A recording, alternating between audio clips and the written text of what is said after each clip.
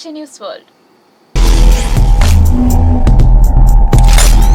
ఉక్కు మనిషి తెలంగాణ జాతిపితగా పేరు ప్రఖ్యాతులు సంపాదించిన కొండ లక్ష్మణ్ బాపూజీ కాంస్య విగ్రహం ఆవిష్కరణ కార్యక్రమం రంగారెడ్డి జిల్లా పరిధిలోని ఎల్బీ నగర్ ప్రధాన కూడలిలో కమ్యూనిటీ హాస్పిటల్ కు సమీపంలో రాష్ట్ర పరిశ్రమల శాఖ మంత్రి శ్రీధర్ బాబు ఆవిష్కరించడం జరిగింది. తెలంగాణ బీసీ కులాల సమన్వయ వేదిక అధ్యక్షులు బొమ్మ రఘురాం నేత, ప్రధాన కార్యదర్శి పెద్ది జగదీష్ ఆధ్వర్యం వహించారు. తెలంగాణ బీసీ కులాల సమన్వయ వేదిక అధ్యక్షులు బొమ్మ రఘురాం నేత, ప్రధాన కార్యదర్శి పెద్ది జగదీష్ ఆధ్వర్యం వహించారు. పార్లమెంట్ సభ్యుడు ఈటెల రాజేందర్, ఎమ్మెల్యే శ్రీధర్ రెడ్డితో పాటు టి చిరంజీవులు, దుర్గయ్య, ఐల వెంకన్న, వి శారదన్ మహారాజ్, రాష్ట్ర బీజేపీ సీనియర్ నేత దాసరి మల్లేశం చేశారు అతిథులుగా విచ్చేశారు. ఈ సందర్భంగా తెలంగాణ రాష్ట్రానికి కొండ లక్ష్మణ్ బాపూజీ చేసిన సేవలను వక్తలందరూ కొనియాడారు. తెలంగాణ రాష్ట్ర సాధన కోసం పరితపించిన జాతికితగా కొండ లక్ష్మణ్ బాపూజీ రాష్ట్ర ప్రజలపై చెరగని ముద్ర వేశారని పేర్కొన్నారు. ఎల్బీ నగర్ ప్రధాన కూడలిలో కొండ లక్ష్మణ్ బాపూజీ విగ్రహ ఆవిష్కరణ జరగడం ఆహ్వానించదగ్గ పరిణామమని ఈ సందర్భంగా మంత్రి శ్రీధర్ బాబుతో పాటు ఎంపీ ఈటెల రాజేందర్ మరియు ఎమ్మెల్యే సుధీర్ రెడ్డి మరియు దాసరి మల్లేశంలు వ్యాఖ్యానించారు. తెలంగాణ నూతన రాష్ట్రానికి బండ్ల లక్ష్మణ్ బాబులోని లోటు తీరనిదని చెప్పారు. ఈ కార్యక్రమంలో రాష్ట్ర మున్నూరు కాపు సంఘం అధ్యక్షుడు సర్దార్ పురుషోత్తంరావు, బీసీ నేతలు తడక యాదగిరి, వేముల రాము, నేత యాదగిరి, రావిరాల సంధ్యారాణి, చామకూర రాజు, దేవిగౌడ్, అంబాల మల్లేష్, అడాల రమేష్, ఉపేంద్ర యాదవ్, బొంగు వెంకటేష్, చెన్నోజి శ్రీనివాస్, బైండ్ల వెంకటేష్, ఐతగోని రాఘవేంద్ర గౌడ్, రాములు నేత, వెంకన్న నేత, రోజా నేత, మేడిక శ్రీధర్, గౌరశ్యామ్, ఎస్ఎస్ గౌడ్ తదితరులు అధిక సంఖ్యలో పాల్గొన్నారు.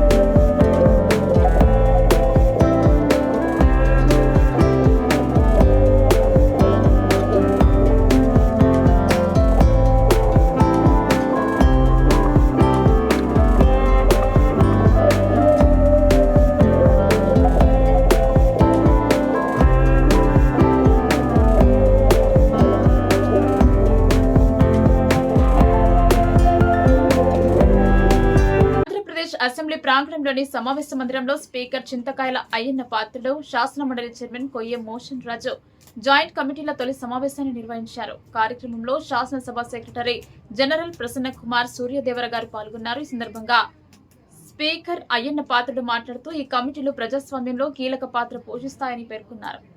ఈ కార్యక్రమంలో శాసనసభ సెక్రటరీ జనరల్ ప్రసన్న కుమార్ సూర్యదేవర గారు పాల్గొన్నారు. ఈ సందర్భంగా స్పీకర్ అయ్యన్న పాత్రుడు మాట్లాడుతూ ఈ కమిటీలు ప్రజాస్వామ్యంలో కీలక పాత్ర పోషిస్తాయని పేర్కొన్నారు.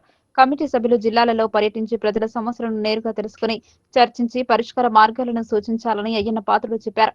అవసరమైతే ఇతర రాష్ట్రాల్లో కూడా పర్యటనలు చేపట్టాలని తెలిపారు. ఈ కమిటీ వ్యవస్థ అనేది చట్టసభలకు ఒక ఆయువు పట్టు లాంటిది. సభా సమావేశాలు సంవత్సరం పొడవునా జరపడం సాధ్యం కాని పని. ఈ కమిటీలు సభ పని భారాన్ని పంచుకుంటాయి, సంవత్సరం పొడవునా పనిచేస్తాయి. ఈ కమిటీలన్నీ శాసనసభ మరియు మండలిలోని ప్రాతినిధ్యాన్ని ప్రతిబింబిస్తూ ప్రభుత్వ పాలనను సమీక్షించి ప్రజలకు న్యాయం జరిగేలా చేయడంలో కీలకంగా ఉంటాయని అన్నారు. మహిళలు, పిల్లలు, వృద్ధులు, వికలాంగులు వంటి వర్గాల సంక్షేమానికి మనం తీసుకునే చర్యలు నైతిక బాధ్యత మాత్రమే కాదు, రాజ్యాంగబద్ధమైన విధి అని పేర్కొన్నారు. అదేవిధంగా వెనుకబడిన అనుచిత మైనార్టీ వర్గాల అభివృద్ధిలో మరియు వీరి సమస్యలు పరిష్కరించడంలో ఈ కమిటీల ప్రాధాన్యత అపారమైనదని అన్నారు. రాష్ట్రంలో ఎక్కడైనా దొంగతనం చేసిన వ్యక్తిపై కేసు నమోదు చేసి తర్వాత న్యాయస్థానంలో శిక్ష విధించి జైలుకు పంపిస్తారు. కానీ దోపిడీకి కేర్ ఆఫ్ అడ్రస్ గా నిలిచిన వైసీపీ పాలనలో అందుకు భిన్నంగా జరిగిందని ఏళ్ల తరబడి శ్రీవారి పరాకముడిలో విదేశీ కరెన్సీని కొల్లగొట్టిన కేసులో నిందితుడైన రవికుమార్ తో రాజీ చేసుకుని అతని ఆస్తులను టీటీడీ పేరిట రాయించి దొంగలకు పెద్దనలాగా జగన్ నిర్మించాడని తెలుగుదేశం పార్టీ రాష్ట్ర అధికార ప్రతినిధి పాత్రల రమేష్ తీవ్రంగా విమర్శించారు. అమరావతిలో ఆయన విలేకరులతో మాట్లాడుతూ వైసీపీ హయాంలో జరిగిన పరకామణి దోపిడీ కేసులో లోక్ అదాలత్ లో కాంప్రమైజ్ చేసినటువంటి విధానాన్ని తప్పుపడుతూ దాన్ని రద్దు చేస్తూ ఈ కేసుని సిబిసిఐడికి అప్పగించడం జరిగిందని చెప్పారు.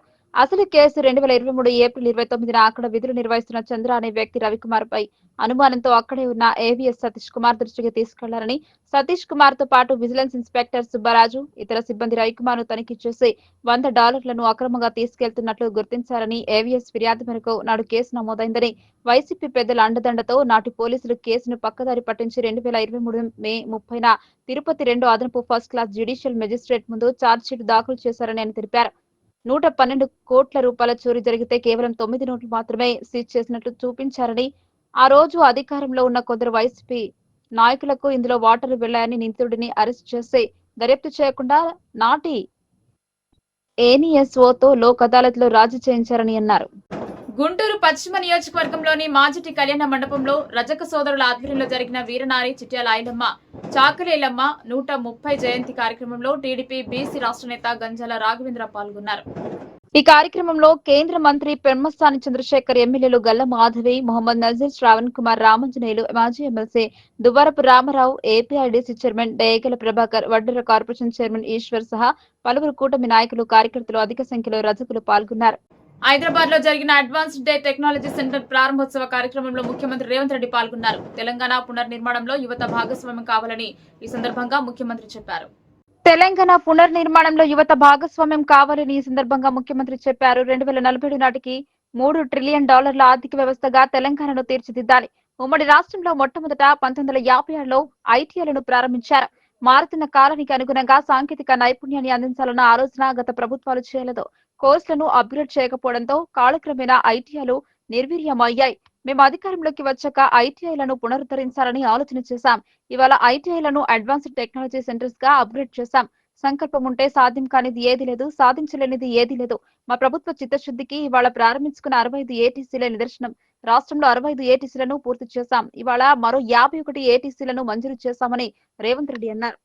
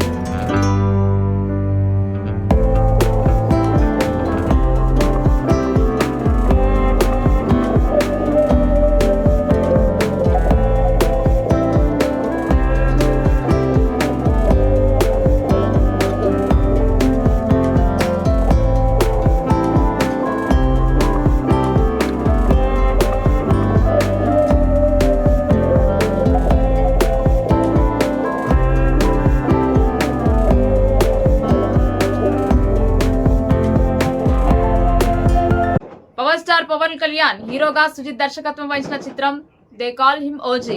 డివివి దానయ్య, కళ్యాణ్ దాసరి నిర్మించిన చిత్రం ఇది. సెప్టెంబర్ 25న ప్రపంచవ్యాప్తంగా విడుదల. ఓజీ సమీక్షలో చిత్రం గురించి తెలుసుకోండి.